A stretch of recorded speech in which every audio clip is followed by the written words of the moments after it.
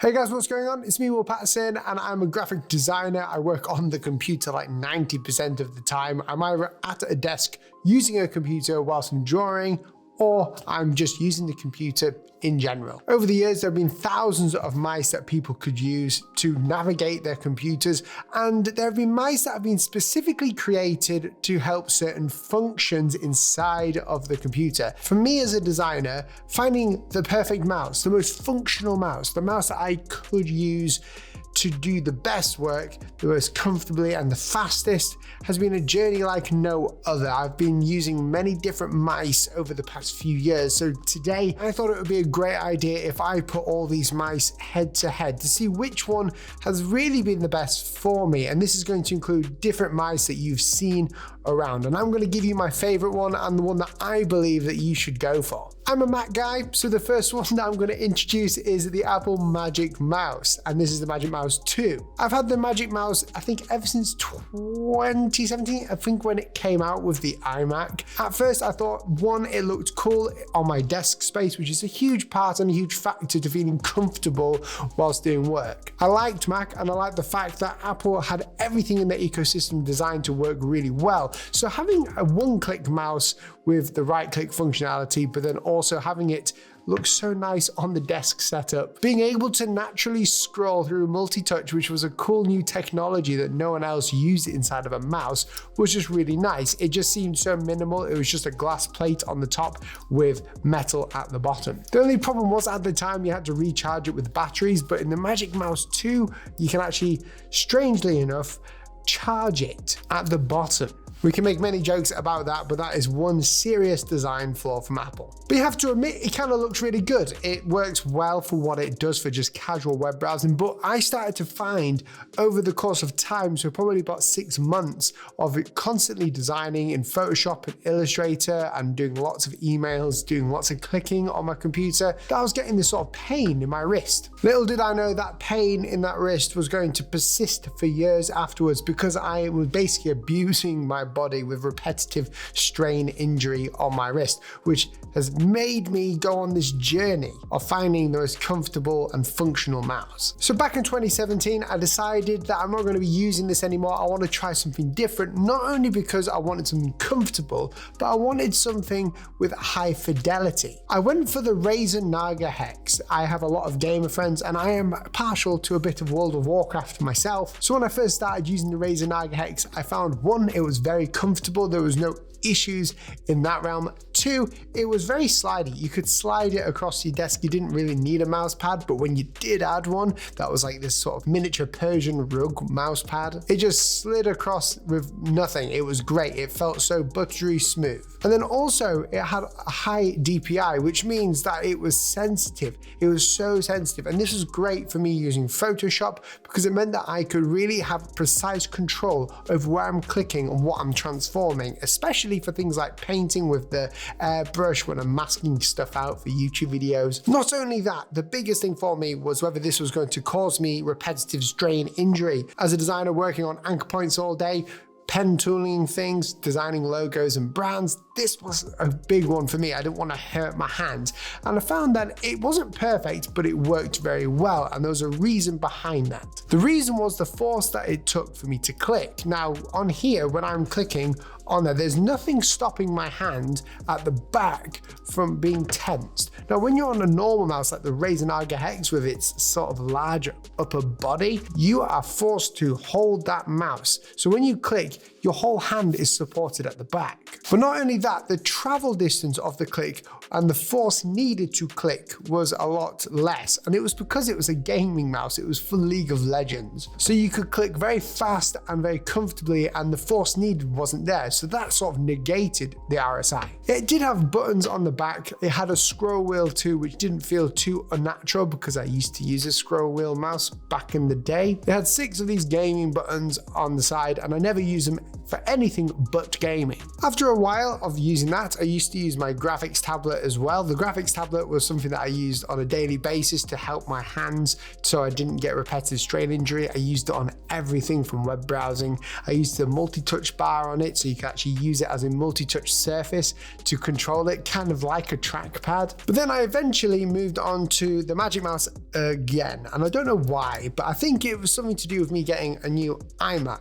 So after about 2 or 3 years of using the Razer Naga Hex, I moved into this office space here, and in here we created a studio. So this studio needed a computer. I bought an iMac, and that came obviously with the Magic Keyboard and mouse. I started using this again, and it was the Magic Mouse 2, and I used it because it was there and it was the easiest thing. I like it how Apple give us these two peripherals in the box when it comes with a £4,000 iMac. £4,000? Is that it? I heard it from his mouth. But again, I started to realize my hands were hurting. So I started to search online again for another mouse because I wanted to leave my Razer at home. The mouse that I found wasn't a mouse, it was a trackpad. This is the Apple Magic Trackpad 2, I think it's the second one.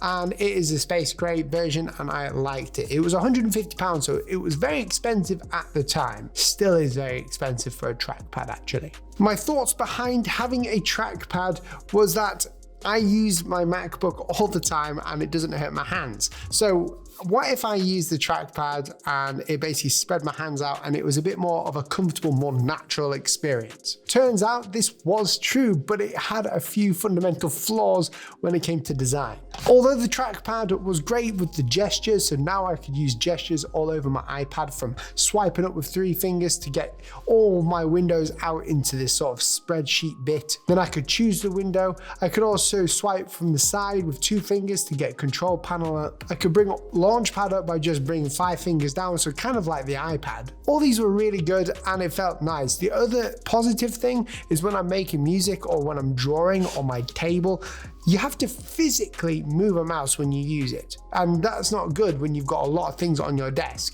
If you need something that just stays still, the trackpad is great because obviously it stays physically still and you're moving your hand to control the computer. But again, the number one problem with that was that it just didn't feel all natural in Illustrator.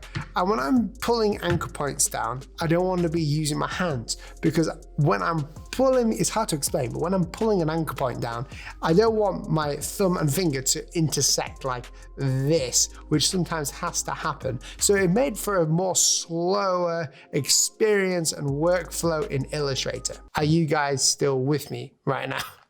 This seems like a really strange story to be giving you, but I think it will help all these designers in the world. Just before I go on to the next point, I just want to thank the sponsor of this video, Squarespace. Squarespace is a place for you to create your own beautiful website. I've been using them for nearly 7 years now, and I've never really looked anywhere else. As a designer who owns an agency in the north of England, it's important to have my work on display through my portfolio, but even more important to have my presence online in a way that communicates my brand to others who are looking for work. Squarespace have thousands of fully customizable templates that you can use to start your website. You can even create your own online shop with e-commerce. There's even a place now where you can send emails, so like do campaign emails to people who buy from your shop. They can create a customer account so they know when you've updated a new product or released a new product as well. For 10% off your first purchase with ye olde Squarespace,